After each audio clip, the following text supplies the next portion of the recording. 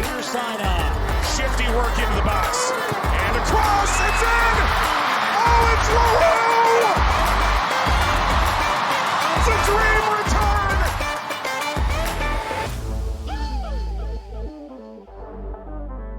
return! Welcome to Casual FC, an Angel City preview pod. But today, we're your soccer terms class. I'm your host, Angela Morales, ever IT technical man, my co-host, Mario Salazar. And today, our two special guests, the actual and infamous Angel City chicks, Nina and Amanda. Pam. What's up, Angel City? We are so excited to be here today to do this epic cross pod with you both. I cannot wait to get into this. I feel like I'm going to probably end up learning a lot along with all of our listeners as well. Nina's always teaching me about all things soccer, so this is going to be a lot of fun. That's right. We're crossing it over, having fun, teaching a master intro class here with our other favorite podcasters, of course. Thanks for having us. Oh, yeah. Thank you. Good to have you. So glad to have you guys. And yeah, thank you for joining us. This is going to be a great little soccer explainer. As if you've been following us on socials, we've been throwing out little I have the Chris Pratt meme from like Parks and Rec where it's like I'm too afraid to add now. But there's plenty of people that I meet in the stadium that are there for the first time or are for the first time and watching soccer for the first time. So that's what gave me the idea of like, hey, we should probably do this like evergreen, soccer terms just to be like, if you're embarrassed and you don't want to ask your friend to be like, what does this mean? You've got us to help you out, and then you can be full of knowledge when you go to those games or you watch it at the bar with your friends. Definitely. So like Mario said, this is for the newbies, the casual fans, and basically anybody who just wants to learn more about the nitty gritty. So when we're like any of the four of us are referring to any random soccer term that you're like, what? You can just come back to here. We're like your glossary. Yes, the glossary is a great thing. And let's just dive right into it. The 102 episode of soccer terms that you might have heard about or things that you might need to know. A derby or a derby. Spelled derby. D-E-R-B-Y, but derby because of the English and whatever. It just means rivalry match. It just means the rivalry match, right? The derby. Okay, can you say rivalry week? Awful. Rivalry week.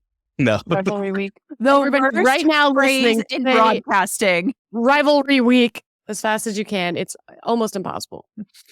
Derby week. Derby week. So much easier. There you go.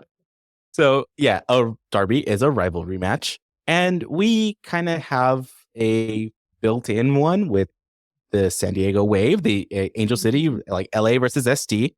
This year with Bay FC coming in, we will have possibly a Bay Area, LA, San Francisco, or they're not San Francisco, they're Bay, but whatever. Yeah, because they're in San Jose. Like it's not even the Bay.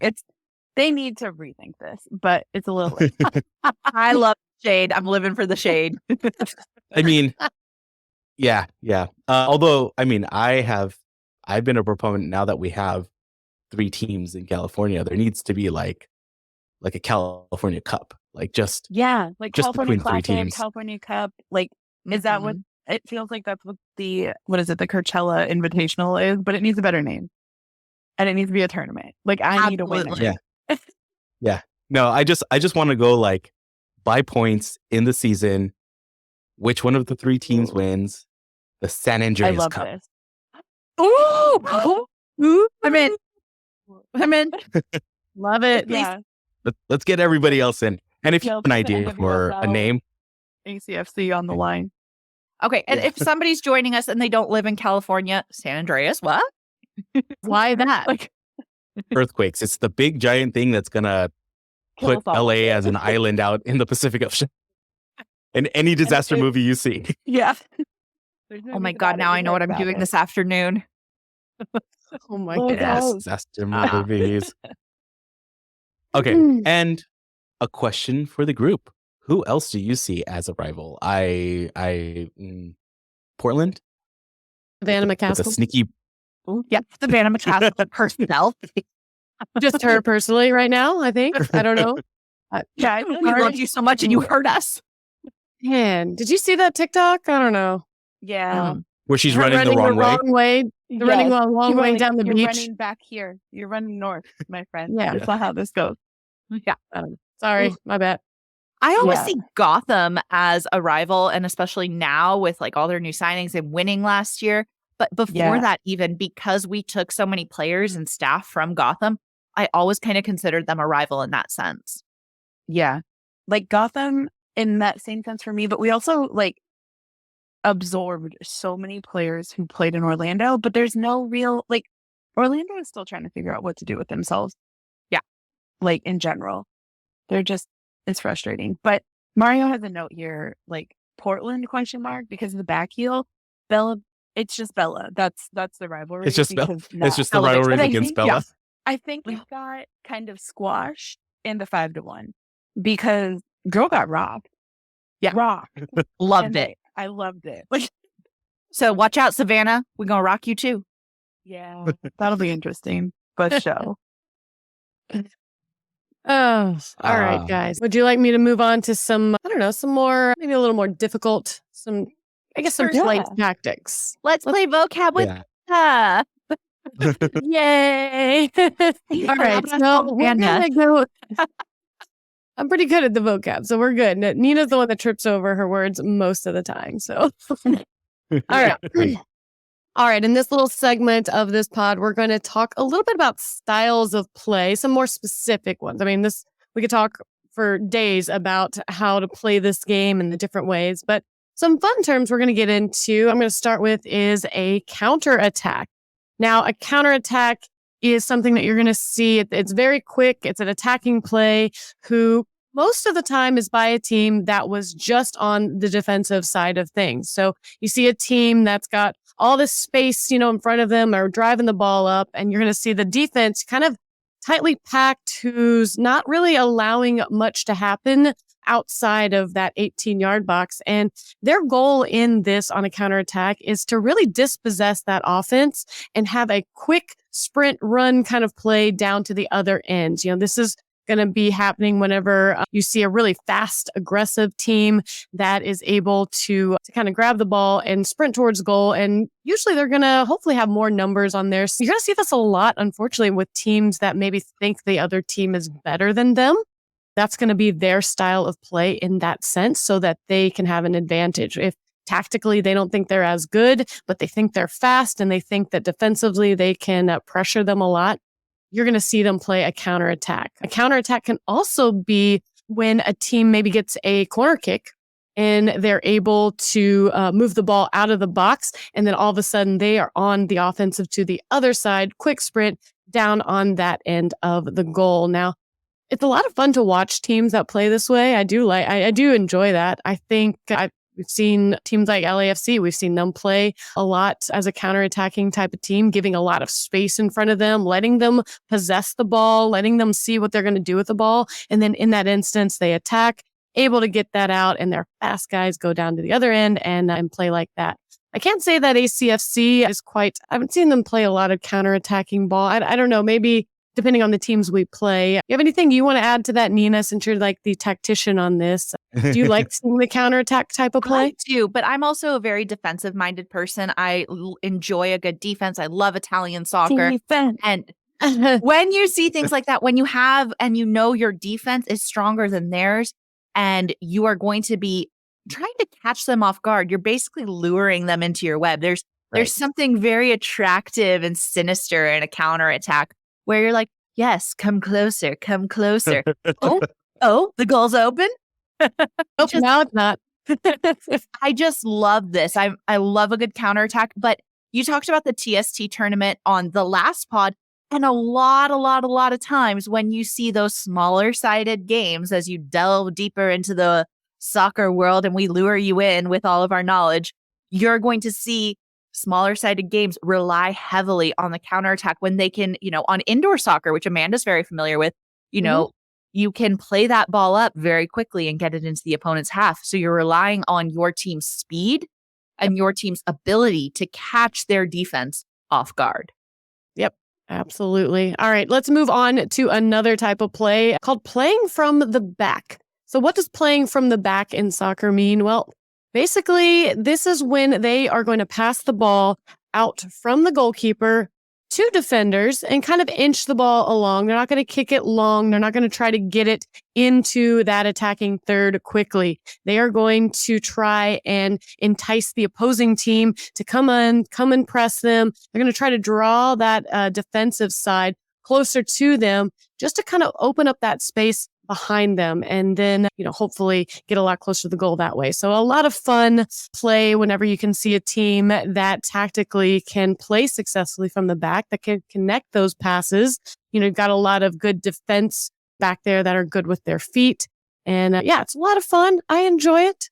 Anybody want to comment on playing from the back? Do you have any thoughts on that? It's a really nice way of seeing the build-up. Teams that play from the back a lot, like, you kind of need to see them reset, right? They kind of let they let the ball kind of get back over there.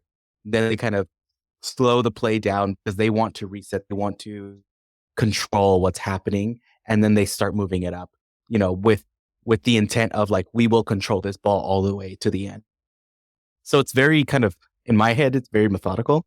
It can be super fast, or it could be like, hey, slow your roll. We got this. So I think it's really interesting whenever you start noticing that that's what's happening. Definitely. And it's something we saw a lot in the first season and a half with Angel City. We played a lot through our keeper, through our defense, because the majority of our offense was injured or not being used or what have you. And then once the Tweed era took over, things were a lot faster. Things are moving up the sides, but there's a lot to be said in playing from the back and what that does for a team's vision, team strategy, all that good stuff. Yeah, and it's really interesting because when you play from the back, you can also play that counterattack. And a lot of the time that comes when playing over the top where that ball is kind of lobbed into the air and you're relying on your team's height. Think like your Taylor Korniaks, who are 6'75,000. And they're going to win every ball over the top. So when we play for the counterattack, for Angel City, if we're playing San Diego Wave and we're coming across Taylor Korniak, we're not going to play it over the top. We're going to play from the back, but we're not going to play it over the top because we can't compete with that height. Yeah. We're not a tall team. We are not. We're not a very imposing team in that sense. I mean, I would love to see us get a little bit more, a little more height there in the box and see what we can do with it. I would like to see a lot of things. Hopefully, they've got some ace in the hole that we just don't know, and they're keeping it real hush hush. So I hope so. Why can't somebody just tell me, where's my crystal ball? I know.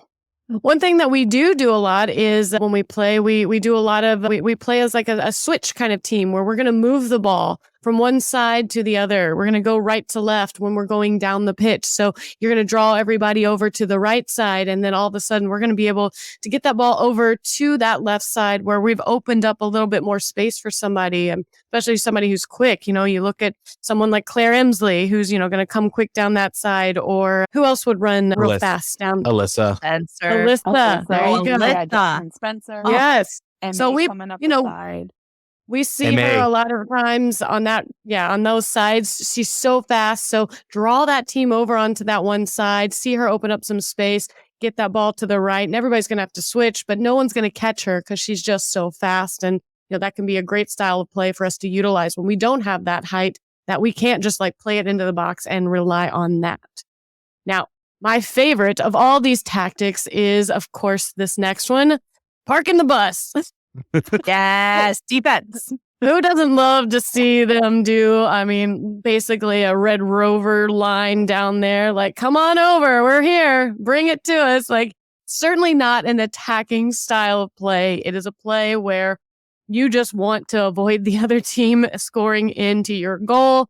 I'm sure they do this for a lot of reasons. A team that's trying to just avoid getting scored on, period. Maybe they're fine with a 0-0 draw. Maybe they've gone up 1-0 and they're like, listen, we don't know if we can sustain this. We need to park the bus. We need to put some big bad defenders in the back We are not going to be attacking much. We are going to be back here holding it down and just trying to keep that ball out of the back. And you see this a lot of teams with that are just not as good. Teams that you just know are going to have a very hard time getting any kind of offense going, and they're going to get caught in their counterattacks pretty badly. So we're just going to stay back and we're going to do that. So I don't know. I think it's really funny. You can definitely tell when a team has parked the bus visually. Yeah. It's when, especially when like, you're like, wait, there were like 3 people back there. There was 4 people. Now there's 7 people. Why are there 7 people back there in front of the goal? Are they having a meeting that they didn't invite us to? Is there something happening? Like, what is going on? But the other thing, either way, in like the 80th minute when they sub out, like you're Claire Emsley, you're attacking forward, your strong point person, and then they sub in Allie Riley. Like when you see that attacker for defender, we're parking that bus. Yep. Got it. All right, let's keep moving along real quick, just to a couple fun little terms. And these are going to be on the scoring side of things. We're going to talk about a bicycle kick. Bicycle kick is one of those things that when you see it, it's almost always going to make your goal of the week if it did find its way into the back of the net. It's such an athletic, aerobatic kind of maneuver where you're going to see that player read the ball pretty much perfectly. I mean, Zlatan Ibrahimovic has done this so many times. I mean, some of his goals that he's done with a bicycle kick are just so incredible to watch. And it's basically whenever they are able to see a ball coming and they time it just perfectly, they are able to jump up with, let's say they're right-footed. They're going to jump up with that left foot is going to propel them up, but they're going to switch that in the air and they're going to be able to kick that ball with the other foot. It's always going to be over their head. It's going to be amazing. It's going to look like a kind of like a bicycle would, like a tire, a wheel, just the way that it rotates.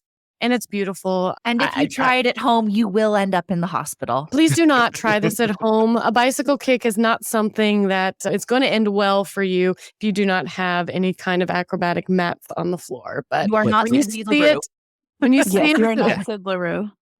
Exactly. Yes. When she did that, amazing. Ugh. So I love a good bicycle kick highlight. They're a lot of fun. I'll tell you, on the other end of that is something that they call a panenka. And if you've seen a panenka, you'll know it. They'll call it out every single time. It is about the cheekiest, most probably arrogant kind of penalty kick that you can ever see a player do. And it's pretty much whenever they run up to the goalkeeper, and instead of going left or right with a nice hard shot, trying to get top bins or something, they literally chip it, get under the ball, lob it up straight down the middle. It's one of those, it's the softest kick ever. It's an insult to the keeper. It is pretty much, like I said, it's kind of an arrogant type of thing, because if that keeper is expecting it or can read it and is really good, it's going to be an easy grab for them. They're going to be able to catch it. They're going to be able, and it's going to make you look like an idiot at the end of the day. But yes, at the end of the day, we always know that keepers, they try to choose left or right. That's just what they do. They're going to kind of, go off instinct on what they think they're going to get. And once they do that, a panenka, it doesn't matter how soft it is, they've already committed, and it's going to go right down the middle, and it's going to look very cheeky at the end of the day. Yeah. Do you like it? Do you not arrogant. like it? It's such a dick move, and I love every second of it. It is. You have to go. I wonder what's going through the head of someone who's like, I'm going to do a panenka. Like, why did they choose that? Are they It's just not because they can't get hard. Is that why they're doing it? Maybe they just lost some confidence and they're trying to be cheeky. I don't know. But Mario, have I ever sent you the video of Amanda when we were trying to play soccer bowling? No. I'll send it to you. Oh, I'll send it to you. It's not like Amanda. Amanda was trying to do soccer bowling, and instead of being in the lane, she epically gutter balls, up and far to the left.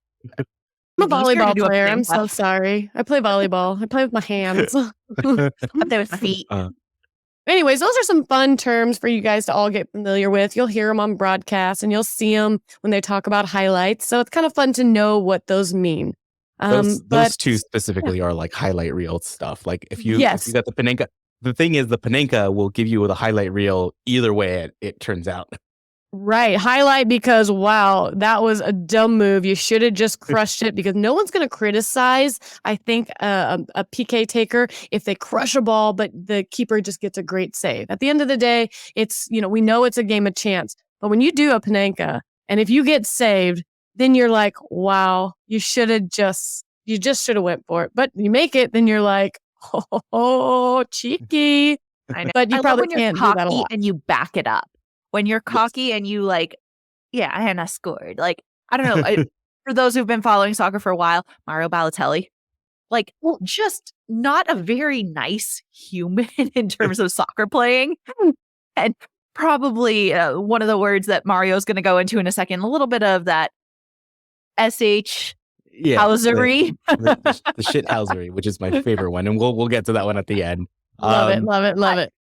So another couple terms to think as we keep going along, and we've talked about this previously in another pod, but kind of wrapping everything up on a nice bow here, is a 6-point game.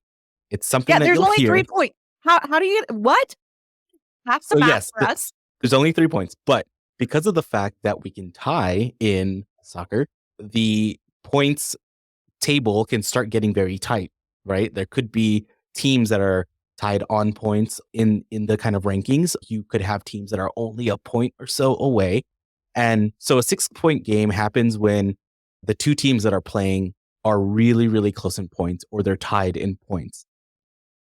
And the term basically means that, like, okay, if the winning team will get 3 points and the losing team, yes, they get 0, but another way of thinking of it is that they dropped points. They had the opportunity to get 3 points, but they dropped them.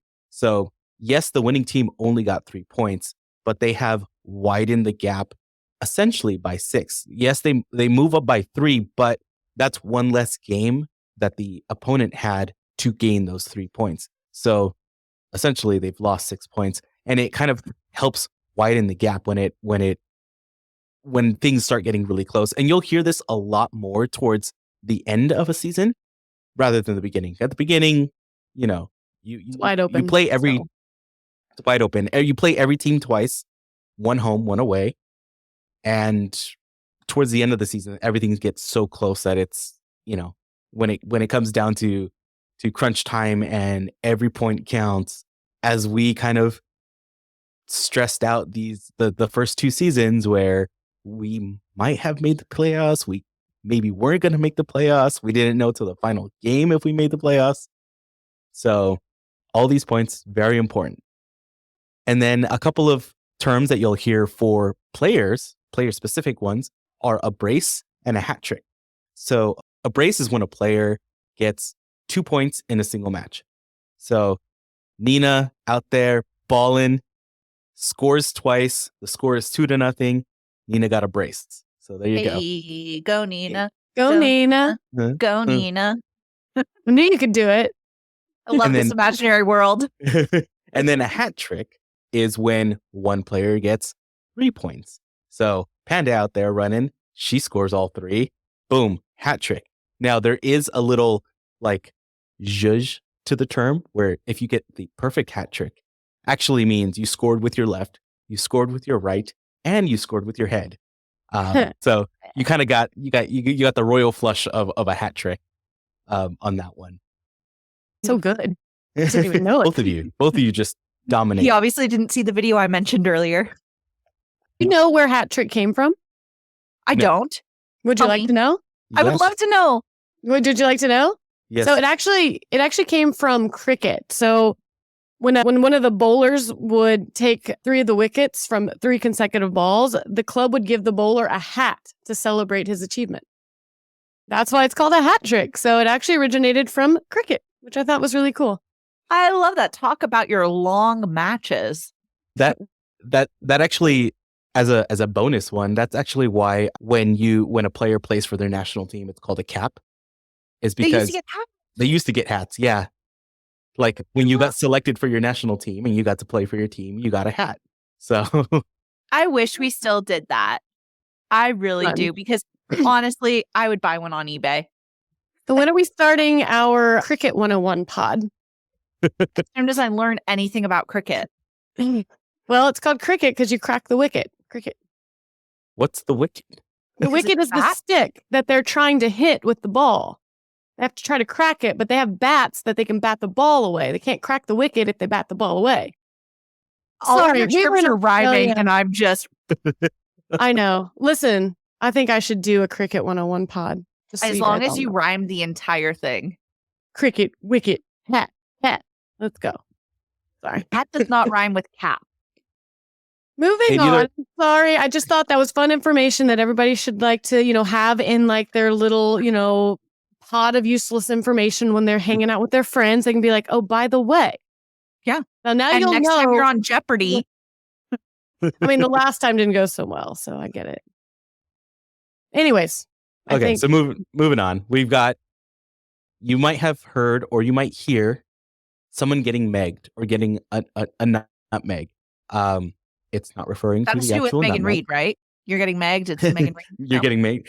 Well, she might be the one doing it to you. It basically means a player that was able to get the ball through your legs, or that a player that just kind of, in other terms, like you got juked or you got your ankle broken, or like, like in other sports terms, it's basically you embarrass the other player, essentially. The And way Nanka is for a keeper, a nutmeg is for a defender. and honestly, the nutmeg is the worst one. Is just generally going to be the one between the legs. Like you had your legs wide open to the point where the player was able to just tap it through your legs and then pick it up on the other side, and you got megged. didn't Elizabeth Eddy, didn't she do that in like her very first like touch on the pitch for Angel City? Like over there, that's how she got her goal. Yeah. Like it was nice, a little Meg. And that's why Ooh. she's re-signed. And that's why she got re-signed. That's right. So we got playing the advantage. So as in the previous pod, Nina gave us a beautiful explanation about cards and fouls and what happens. There's times where you'll be the one, or you'll hear the entire stadium screaming, "Why isn't that a foul?" And again, it all comes down to the opinion of the ref. Was it bad enough to be considered a foul? And what you'll see is the ref put two hands forward, and that just means play on. Like, yeah, that wasn't a bad enough thing for me to stop the game, keep going. And usually, the team that feels that they got fouled will kind of stop, which it's, the number one thing you teach kids when they're learning how to play. Play is the Play to the whistle. whistle. Play Yes, the whistle. You play to the whistle. If you don't hear that whistle, it hasn't stopped. So keep going. And then again, the bonus one that I have on here is shithousery. It's a beautiful term, my favorite term, that basically means the time wasting or the creative time wasting that players start doing usually towards the end of a half or the end of a match, especially if they have the advantage or they're just trying to keep whatever advantage they have, even if it's a tie. They'll start, doing the slow walk off the pitch. They'll start intentionally kind of just kicking the ball out, or instead of handing the ball to the player, just kind of dropping it behind them, or maybe a little tap behind them.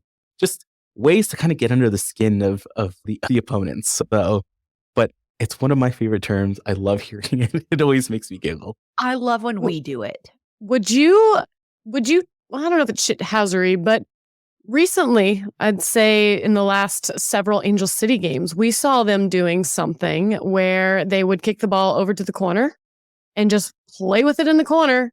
Yep. Just wasting time and, just basically not making any kind of actual plays on anything, just trying to hold the ball. And I don't know, is that just a good tactic, or do you think that's a little shithousery? It's shithousery. It's both. It's both. It's beautiful, especially when we're the ones doing it, but it's also total shithousery. I mean, there's been games where we were at BMO and we were like yelling because, the part of this also is you might, the term, if you're not super familiar with soccer, but you like the thing that you'll hear is like, oh, the players dive all the time, or they're pretending they're injured. That's part of shithousery. That's part of like, I'm going to slow this game down. I'm going to stop it. Now, that's where the whole stoppage time thing comes in, where they will add extra time towards the end just to be like, look, if you got fouled and you were on the floor, okay, yes, it hurts. So take a second, take a breather, get up. But if you're like taking a minute, you're like, no, let me add that to the end. But still, it kind of slows down the time. It's the equivalent of in basketball, we were talking how the very last like 4 seconds can take like 20 minutes because they just keep fouling each other and keep stopping the clock and doing all of that. That's shithousery in another sport. So, And there's Also, legal. Yes. it is There's legal shithousery, and there's like fouls that are shithousery. So delay of game is a yellow card offense. You can't take 10 minutes to walk off the pitch when you're subbed, yes. but you can hold the ball and try and do nothing with it in the corner for 10 minutes. Legal versus illegal shithousery. Yes. And also, real quick, as a nurse, anybody that gets fouled and is able to roll on the ground 42 times in succession like a freaking barrel, you are not that hurt. I am so sorry, but you are not that hurt. Nothing hurts so bad that doing a gator roll is going to make it better. When anyone gets really hurt, i.e. like Maxime Crepeau, when he like broke his foot, broke his leg, he immediately was just like, I need help. He did not roll around. It was hurt. You can't roll around when your foot's not attached anymore to the bone.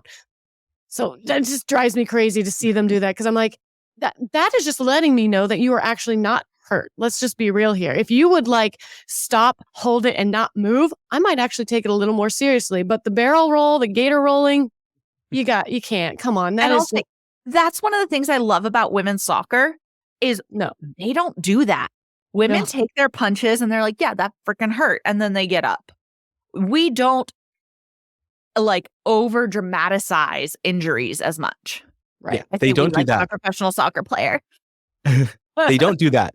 But the kind of exquisite shithousery, they do that. They'll do the holding the ball in the corner. They'll do the like, oh, here's the ball. Oh no, oh, it fell out of my hand. Oh, like that type of stuff. Yeah. I love it. I love it. Casey And- Stoney like kicking the ball when it came to her and being like, what? I didn't do anything. Like She I got got don't red know how carded to for that. She got red carded, yeah. She got red carded for that. So that was shithousery. Yep. Yeah, which freaks It out doesn't- another point. Shithousery doesn't have to be on the pitch. Yeah, exactly. It can be from the staff. Yep. And it was. I love it so much. And, Mario, you're giving me an opportunity to also dig into some of my favorite things. I'm going to nerd out again. Are we ready for this? Go for it. I'm going to nerd out on Law 11. The rules of the game, the FIFA laws of the game have different chapters. And now I get to detail for you one of my favorites, law number 11. Let me take you on the journey that is offside. Oh, wait, not offsides? Yes, offside. So earlier, how I nerded out on the last episode, I'm going to nerd out on you again. It's not a box, it's an area. And it's not offsides, it's offside. So colloquially, we will say offsides. It happens. But the law of the game is offside singular. And there are several things that need to happen for the offside rule. It is probably the most confusing rule in all of soccer. But here we go. Let's simplify it down to 2 words: cherry picking. Now, offside is really meant to just eliminate the possibility of cherry picking, where you're just hanging out by the goal, waiting, and then tap it in. Hanging out by the goal, waiting, tap it in. That's why offside was invented. Now, they have made it as complicated as possible. That way they can keep their jobs as referees, because we need to have 15,000 components to this law. Let's dive in. First of all, there is 2 different things. You've got the offside position, which is not a foul in and of itself. And then you have the actual offense, the offside offense. Now, in order to be in an offside position, there are several components. Like I said, 72,000 components keeps referees in business.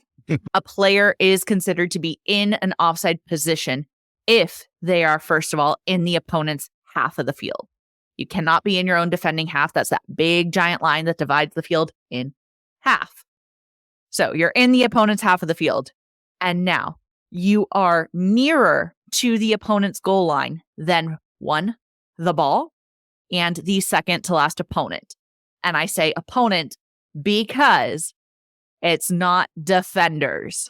A lot of people say second to last defender, but the keeper is a defender. And a lot of people forget about that. So, and it also doesn't have to be the keeper. It's literally just two opponents. If the keeper is for some reason playing forward, it doesn't matter. You have to have your body nearer to the opponent's goal line than the ball and two opponents. So tell me this real quick, because I just want to make sure I understand. Let's say we're doing a corner kick. So everybody's smushed down here, and one of our guys still on that side of the pitch is still on this side of the line.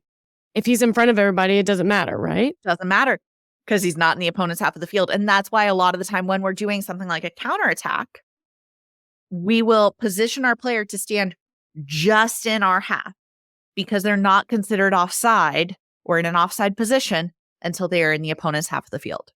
Is that why a lot of times whenever there's like a corner kick or something like that, you do see a lot of that team's players in the back to avoid that from happening? I mean, because you'll see the ball bounce around and there's always somebody back there to get it in that situation. Because I would assume, like you said, they could put somebody way back there right near that goal line and just head it out to them and it wouldn't matter, correct? Yeah, absolutely.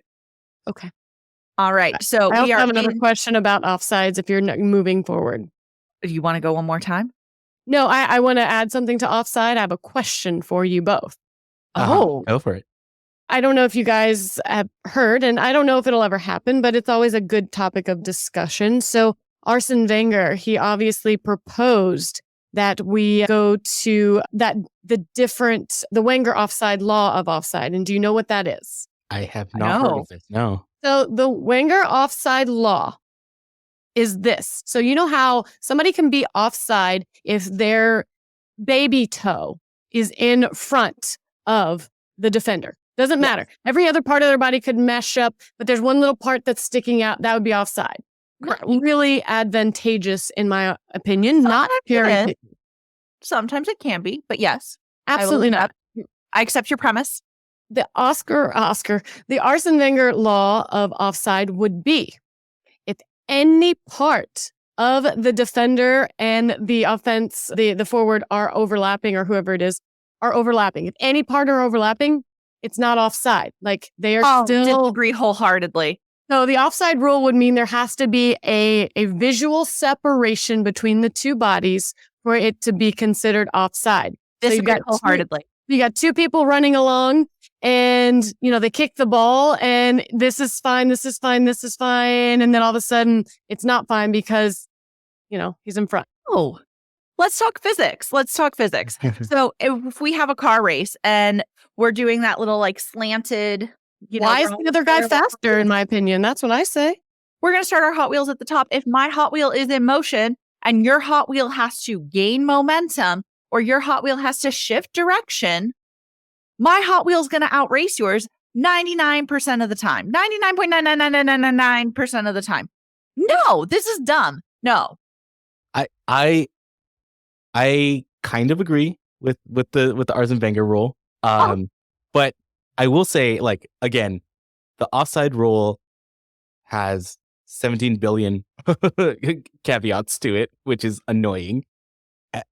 I want to say at one point, the rule was basically if a scoring part of your body. So if you chicken winged, right? You're not going to be able to score with your arms. So that shouldn't count as offsides. But if your legs or your head are past the last player, then that should be offsides, because you're right.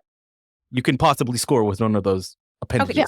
The current rule excludes hands and arms. Yeah, it still has to be a scoring part of the body, so even shoulder can be out. We saw that in the World Cup. Boundary line is the armpit.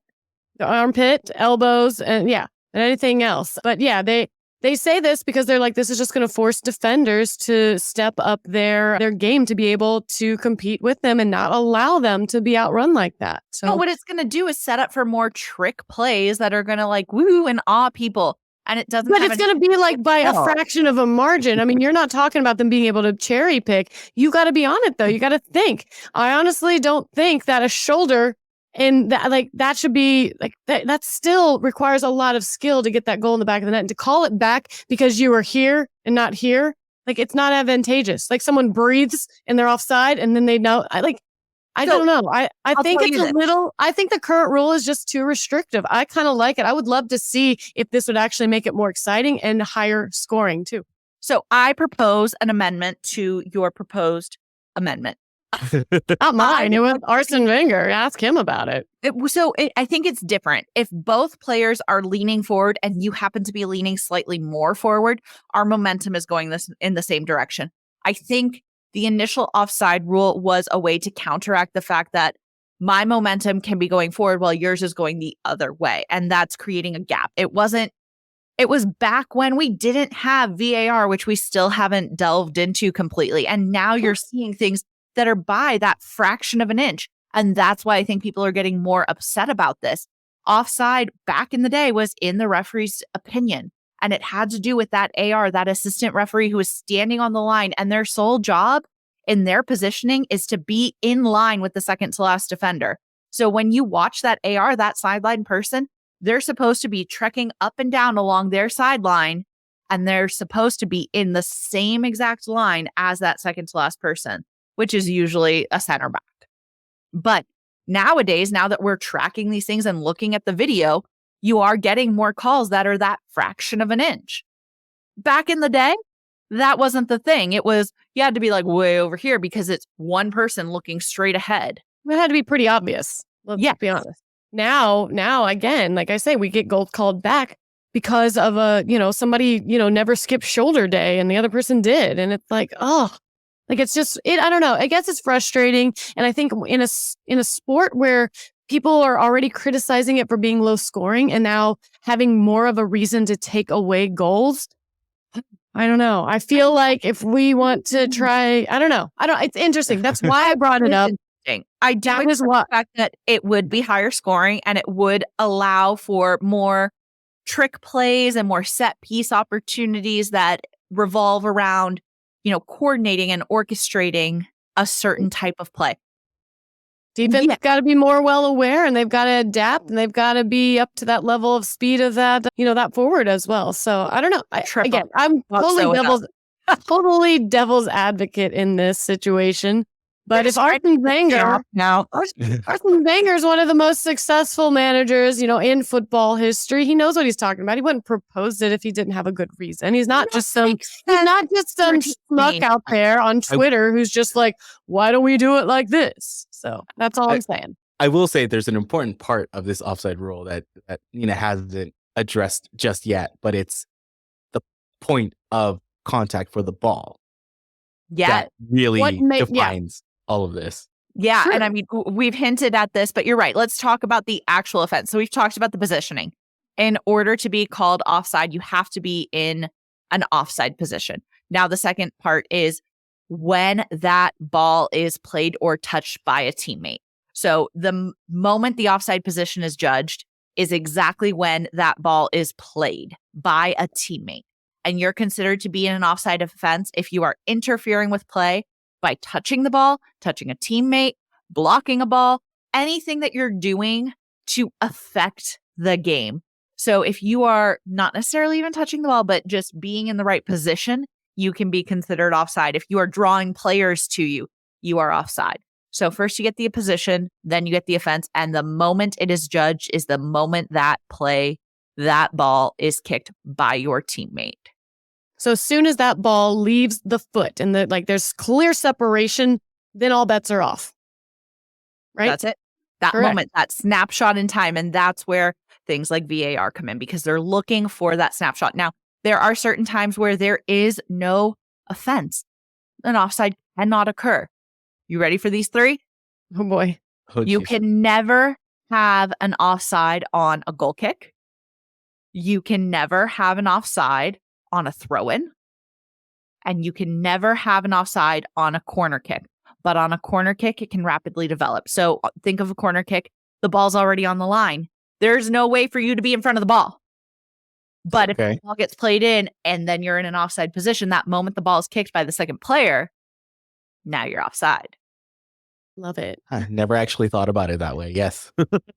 Interesting. Okay. Wait, so no offsides on a throw-in. No offside on a throw-in. Oh. Okay. So if he can throw that ball really fast and really far, Mhm. go for it? Yep. Is that why you see cannot throw the ball sometimes? into the goal, though.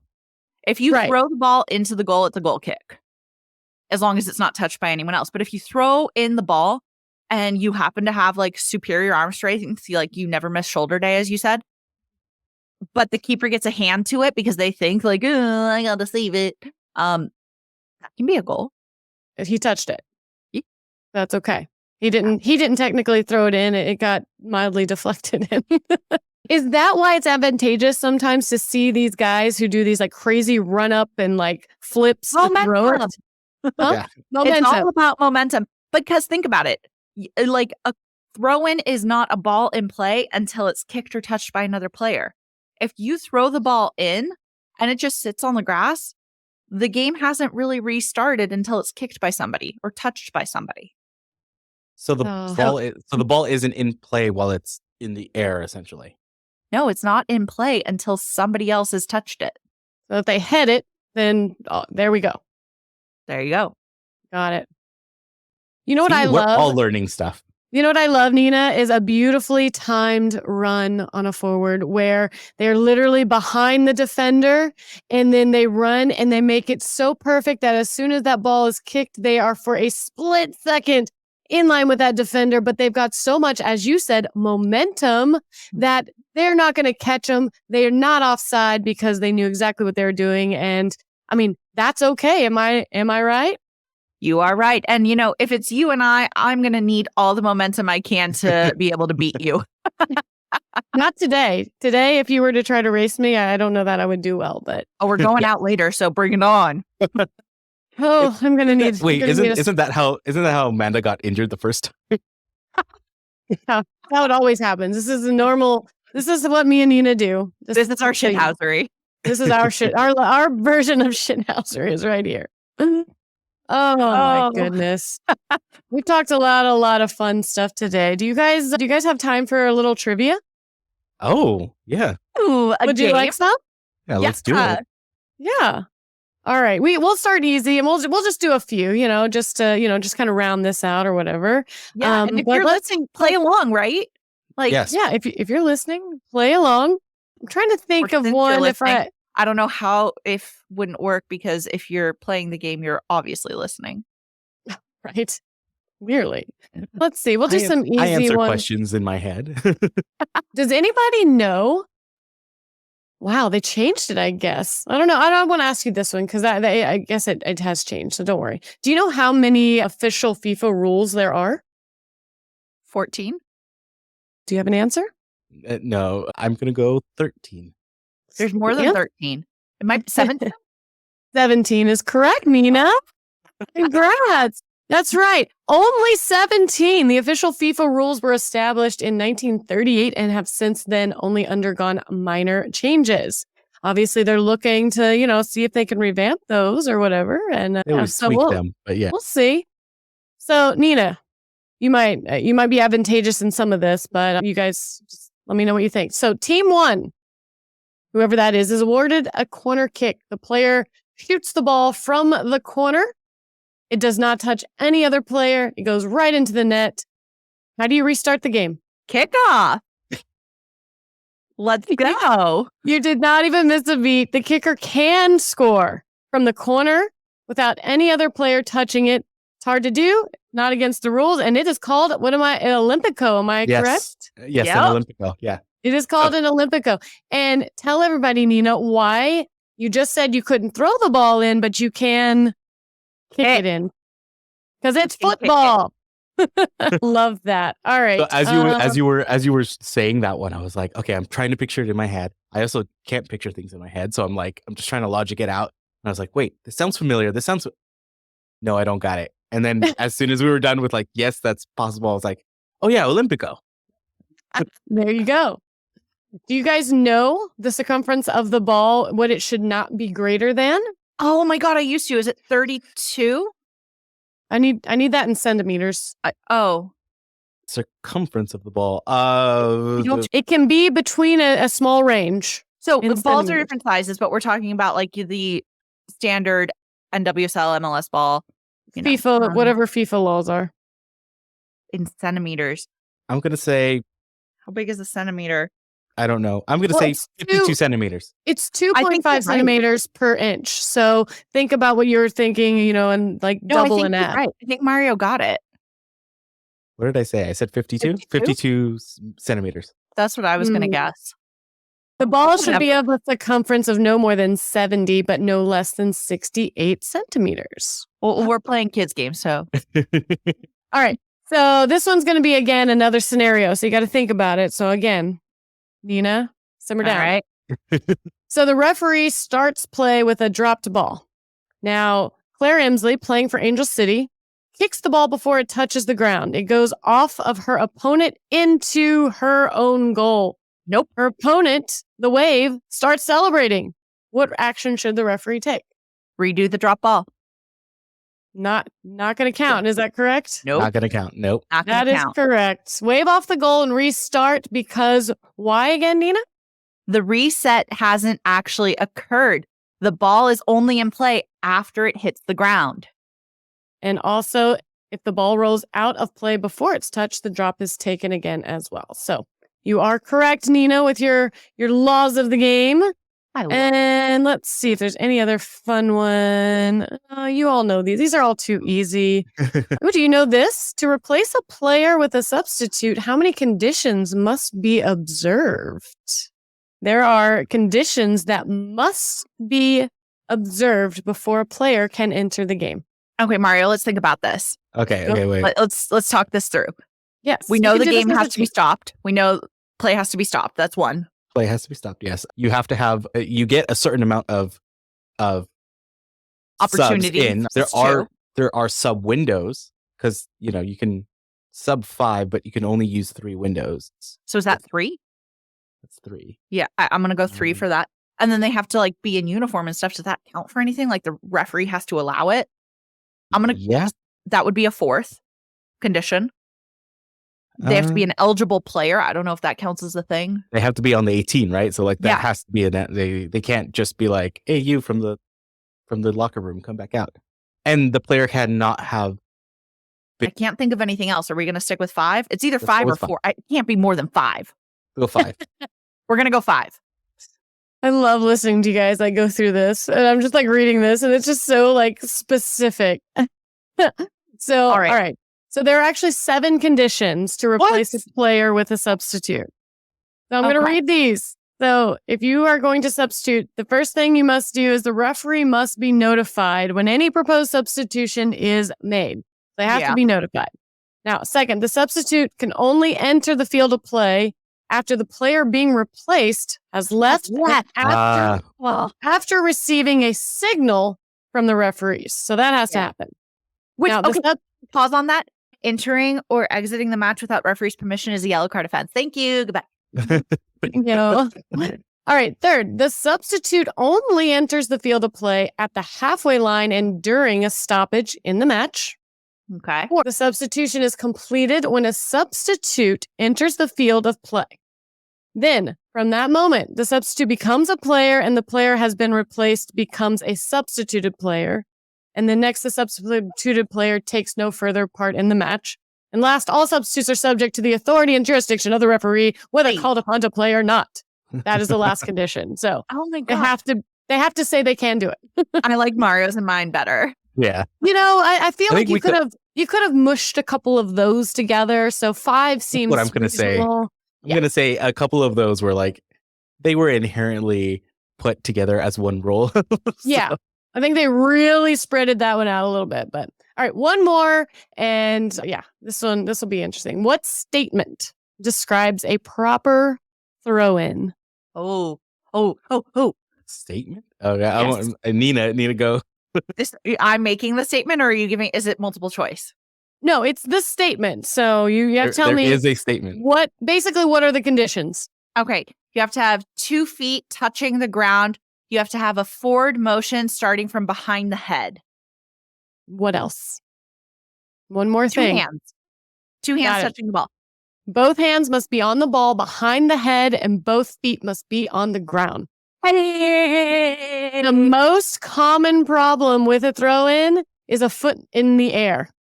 So at the time of release, both feet have to be on the ground. And if they are just got that momentum going and before they release it, then I guess, what did that do? Just redo it at that point? Well, when you do children, you redo it. When you do adults, you switch the throw-in. It goes to the other team. Oh, really? So if you do a throw-in incorrectly, then you've lost possession? Basically. Ooh. Okay. All right. See, Now in we my head, know. I was thinking AYSO rules where it's like, oh, not do it again. Yeah. Then you go over and you like actually do it for them, basically. Yeah. We used to always teach kids, plant your feet like a tree behind your head and forward. Yeah.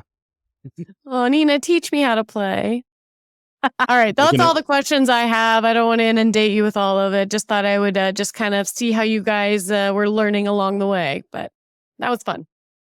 All right. So if you've been listening to us this long, hopefully you like what you hear. So, give us a follow, hit that subscribe button on Apple Podcasts, Google Podcasts, anywhere you find your favorite podcast streams. Check out casualfc.com and it will give you everything. We like to say that I've just checked box every single thing that was on there. So there's places where you can get the podcast that I don't even know it actually is.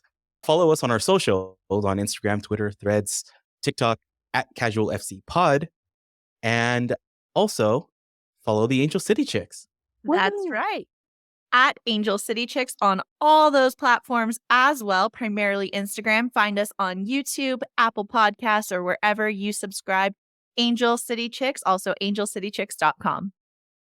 There you go. And don't forget to subscribe on YouTube so you get the alerts when we go live, because we like to be a little unhinged and just hit live and see what happens. And sometimes you get chaos, sometimes you get magic, you never know. So definitely subscribe to that. Yes, the Angel City Chicks do have a live YouTube show. We have our little pre-recorded. We don't like showing our faces, but the lovely Nina and Panda are on YouTube. And, join one of their lives, interact with them, chat with them. They respond to things and love hearing feedback. So please go check them out, hit the subscribe button. And while you're there, go over to Casual FC and subscribe. You're probably listening to our podcast somewhere else, but just tell Google you like us.